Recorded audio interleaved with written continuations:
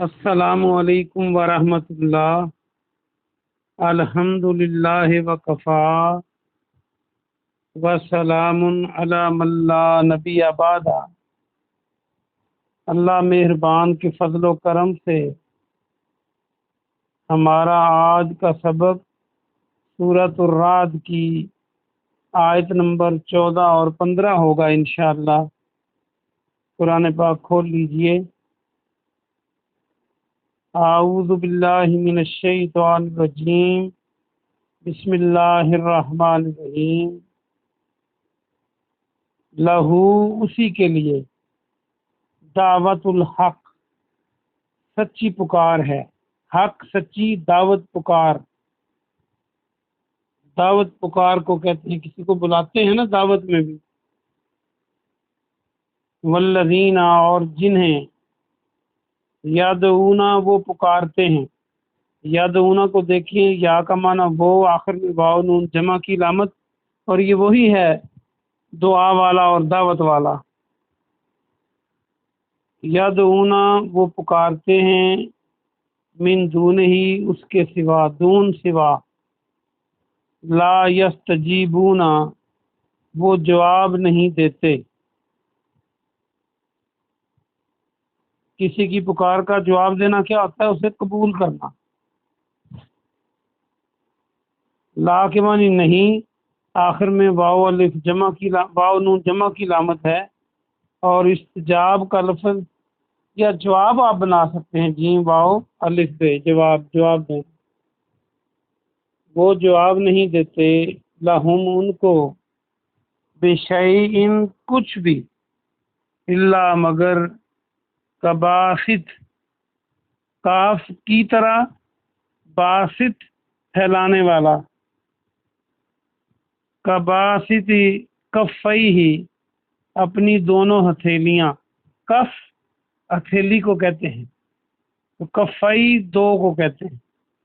الی الماء، پانی کی طرف، الی طرف، ما پانی کو کہتے ہیں۔ لیبلغ، تاکہ وہ پہنچ جائے، لام تاکہ، یبلغ کو دیکھیں تو تبلیغ اور بلوغت یہ آپ کئی بار پڑھ چکے ہیں، پہنچنا، جیسے بالغ ہوتا ہے تو جوانی کو پہنچ جاتا ہے بچہ، تاکہ وہ پہنچ جائے، فاہو، اس کے منہ تک، ہو کے معنی اس سے فا منہ، وما، حالانکہ نہیں، اور نہیں، ہوا وہ، ببالغ ہی، ہرگز پہنچنے والا، ہی کے معنی اس تک، وہی بالغ آ گیا۔ وما، اور نہیں ہے، دعا الکافرین، کافروں کی دعا، کافروں کی پکار، الا فی دلال، الا مگر، فی میں، دلال، دلال گمراہی کو کہتے ہیں، ضلالت، مگر گمراہی میں۔ با محاورہ ترجمہ دیکھیے، سچی پکار اسی کے لیے ہے، کس کے لیے؟ اللہ کے لیے، اور جنہیں وہ اس کے سوا، یعنی اللہ کے سوا پکارتے ہیں، وہ ان کو کچھ بھی جواب نہیں دیتے، مگر اس طرح، یعنی اس شخص کی طرح جو اپنی دونوں ہتھیلیوں کو پانی کی طرف پھیلا دے تاکہ وہ اس کے منہ تک پہنچ جائے۔ کون؟ پانی، اور وہ اس کے منہ تک ہرگز پہنچنے والا نہیں، اور کافروں کی پکار صرف گمراہی ہے۔ وَلِلَّهِ، اور اللہ کے لیے، یسجد، سجدہ کرتا ہے، یا کے معنی وہ، سین جیم دال، مسجد بھی یہیں سے بنتی ہے، سجدہ کرنے کی جگہ۔ من فی السماوات، جو آسمانوں میں ہے، والارض، اور زمین میں، طوعاً وکرہاً، خوشی سے اور نہ خوشی سے، طوعاً خوشی سے، اور کرہاً نہ خوشی سے۔ وظلالہم، اور ان کے سائے، ظل سائے کو کہتے ہیں، بالغدو، صبح کو، والآصال، اور شام کو، یعنی صبح کو بھی سجدہ کرتے ہیں، شام کو بھی سجدہ کرتے ہیں۔ کن کے سائے؟ جو کچھ بھی زمین و آسمان میں ہے ان کے سائے۔ با محاورہ ترجمہ دیکھیے، اور جو کچھ آسمانوں اور زمین میں ہے وہ خوشی یا ناخوشی سے وہ اور ان کے سائے صبح اور شام کو اللہ کو سجدہ کرتے ہیں۔ یہ آج کا ہمارا سبق ختم ہوا، 2 آیتیں بہت ہیں، آئیے ہم اس کی تفسیر دیکھتے ہیں۔ واپس آ جائیے آیت نمبر 14 پر۔ اللہ سبحانہ و تعالیٰ نے آج کے سبق میں جو ارشاد فرمایا اس کو سمجھنے کے لیے پچھلی آیت کو بھی ساتھ ملائیں کہ گرج اللہ کی حمد کے ساتھ اور فرشتے اس کے خوف کے ساتھ اللہ کی تسبیح بیان کرتے ہیں، بجلیاں کڑکتی ہیں اگر وہ ان کو ڈال دے ان پر، اور وہ اللہ کے بارے میں جھگڑا کرتے ہیں حالانکہ وہ خوب سخت قوت والا ہے۔ یعنی اللہ کی قوت کے بارے میں بات ہو رہی تھی پچھلی آیت میں۔ تو اب اللہ سبحانہ و تعالیٰ نے آج کے سبق میں ہمیں بتلایا کہ اسی کا پکارنا سچا ہے۔ یعنی جب کوئی دعا مانگتا ہے یا مشکل اسے پیش آتی ہے تو جو غیبی پکار ہے وہ اللہ کے علاوہ کسی اور سے نہیں کی جا سکتی، تو اسی کا پکارنا ہی سچ ہے۔ باقی کسی اور کو کوئی مدد کے لیے پکارے گا غیبی طور پہ جو موجود نہ ہو، تو پھر اس کی پکار کی مثال دے کر اللہ نے سمجھائی کہ وہ مثال ایسے ہے جو لوگ اللہ کو چھوڑ کر دوسروں کو پکارتے ہیں کہ وہ ایک تو پہلی بات یہ ہے کہ ان کی پکار کا جواب نہیں دے سکتے، کسی بھی پکار کا وہ اس کو قبول نہیں کر سکتے۔ جو مخلوق ہوتی ہے وہ کر بھی کیا سکتی ہے؟ مخلوق کو تو خود ضرورت ہے ہر چیز کی، یہ کام صرف خالق کر سکتا ہے۔ اللہ نے مثال دے کر سمجھایا کہ ان کی مثال ایسے ہے جیسے کوئی اپنی دونوں ہتھیلیوں کو پانی کی طرف پھیلا دے اور یہ سمجھے کہ پانی میرے منہ تک آ جائے، یعنی اس نے پانی پینا ہے، پانی کے چشمے کی طرف اس نے ہاتھ پھیلا دیے ہیں، لیکن وہ کہتا ہے کہ پانی میرے منہ میں آ جائے۔ اللہ فرماتا ہے ہرگز وہ پہنچنے والا نہیں اس کے منہ تک۔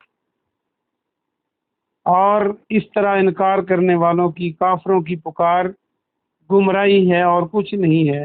یعنی جیسے پانی کی طرف ہاتھ کر کے یہ سمجھنا یا پانی کو کہنا کہ میرے منہ میں آ جاؤ، جیسے وہ نہیں آتا، اس طرح اللہ کے علاوہ کسی اور کو کوئی مصیبت میں پکارتا ہے غیبی طور پہ، تو پھر وہ نہ اس کی بات کو سنتا ہے اور نہ اس کی بات کا جواب دے سکتا ہے، نہ وہ قبول کر سکتا ہے، وہ تو خود مجبور ہے اللہ کے سامنے۔ یہاں یہ بھی سمجھ لیجئے کہ اگر اللہ کسی کو مصیبت میں ڈالنا چاہے تو کیا کوئی اللہ سے طاقتور ہے جو اس کو مصیبت سے نکال لے؟ یا اللہ کسی کو مصیبت سے نکالنا چاہے اور کوئی ہے جو اللہ سے زیادہ طاقت رکھتا ہو، جو اس کو اللہ کے مخالف عمل کر کے وہ اس کو فائدہ پہنچا دے؟ تو ایسا ہرگز نہیں ہے۔ اور اللہ کو چھوڑ کر اوروں کو پکارنا یہ انکار کرنے والے لوگوں کا کام ہے اور یہ گمراہی ہے اور کچھ نہیں۔ آگے فرمایا، اگلی آیت سجدہ کی آیت ہے، اس کے بارے میں بھی سن لیجئے کہ قرآن مجید میں 15 جگہ پہ یہ آیت آتی ہے جس پہ سجدہ کرتے ہیں۔ سورہ حج میں 2 سجدے ہیں اور باقی صورتوں میں آپ کو لکھا ہوتا ہے قرآن کی سائڈ پہ سجدہ۔ تو جب یہ کوئی پڑھتا ہے یا سنتا ہے تو اس کو اللہ کے ہاں سجدہ کرنا چاہیے۔ اگر کوئی نہ کر سکے تو اس پر گناہ نہیں ہے، کر لینا اچھی بات ہے۔ یا آیت کی سجدہ کی آیت کو اگر بار بار پڑھتا ہے سبق کے طور پر کوئی، تو ایک بار ہی سجدہ کافی ہے۔ رسول اللہ صلی اللہ علیہ وسلم نے، صحیح بخاری میں حدیث ہے کہ آپ نے وہ صورت پڑھی جس میں سجدے کی آیت ہے لیکن آپ نے سجدہ نہیں کیا۔ اس سے یہ پتہ چلتا ہے کہ اگر کوئی کسی وقت نہ بھی کرے تو بھی درست ہے۔ اور بہت ساری آیتوں پر آپ نے سجدہ کیا، تو اس لیے سجدہ کر لینا زیادہ اچھا ہے۔ تو دوسری بات اس کی تفسیر میں اللہ فرماتا ہے کہ زمین و آسمان میں جو کچھ بھی ہے وہ خوشی سے یا ناخوشی سے اللہ کو سجدہ کرتا ہے۔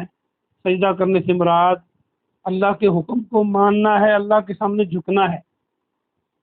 اللہ کے سامنے جھکنے کا مطلب کیا ہے؟ کہ اللہ کے حکم کو ماننا ہے۔ اگر آپ چاند ستاروں کو دیکھیں، زمین کی ہر چیز کو دیکھیں، آسمانوں کی چیزوں کو دیکھیں، تو کوئی بھی اللہ کے حکم کے بغیر ایک بال برابر بھی نہیں کچھ کر رہا۔ کائنات کے اندر جو بھی مخلوقات ہیں، کروڑوں سال ہو گئے ہیں، سورج جس طرف سے طلوع ہوتا ہے اسی طرف سے طلوع ہو رہا ہے، جیسے گرمی دیتا ہے اسی طرح دیتا ہے۔ اور اسی طرح چاند کی جو موومنٹ ہے، یا جو زمین کے اندر یا زمین کے باہر جتنا سارا نظام ہے، وہ اللہ کے سامنے سجدہ ریز کا مطلب یہ ہے کہ اس کا حکم مانتا ہے، اور ان کے سائے بھی حکم مانتے ہیں۔ اصل چیز تو درکنار ان کے جو بننے والے سائے ہیں وہ بھی کوئی مانے یا نہ مانے، خوش ہو کے کرے یا نہ خوش ہو کے کرے، وہ اللہ کی بات کو ٹال نہیں سکتا۔ صرف انسان اور جن کو اللہ نے یہ قوت خود دی ہے کہ بات مانو گے تو ٹھیک ہے، نہ مانو گے تو تمہیں اختیار ہے، لیکن پھر قیامت کو ہم پوچھیں گے۔ اور یہ صبح و شام سجدہ کرتے ہیں، ان کے سجدے کو اللہ ہی جانتا ہے۔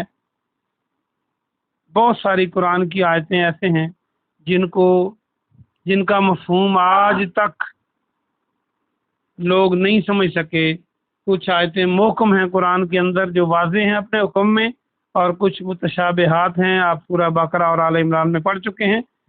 تو جو متشابہات ہوتی ہیں وہ بعض اوقات سائنس کی ترقی سے یا دنیا کے علم سے یا اور علماء کی ریسرچ سے ان کے معنی جب واضح ہو جاتے ہیں تو اس کو ہم کہتے ہیں یہ محکم آیات ہیں۔ تو بہرحال ان کے سجدہ کرنے کی کیفیت اللہ ہی جانتا ہے، پہاڑ ہو یا درخت ہو یا جو بے جان چیزیں ہیں۔ بہرحال اس کا ایک معنی یہ بنتا ہے کہ وہ اللہ کے حکم سے روگردانی نہیں کرتے۔ تو ایک اور بات بھی سمجھ میں آتی ہے کہ زمین اور آسمان کے درمیان جو کوئی بھی ہے اس کا سایہ ہے۔ کائنات میں جو کوئی بھی ہے، اللہ کہتا ہے وہ اور اس کے سائے سجدہ کرتے ہیں۔ اللہ پاک سے دعا ہے کہ اللہ پاک آپ کو اور مجھے عمل کی توفیق عطا فرمائے۔ سبحان ربک رب العزت عما یصفون وسلام علی المرسلین والحمد للہ رب العالمین۔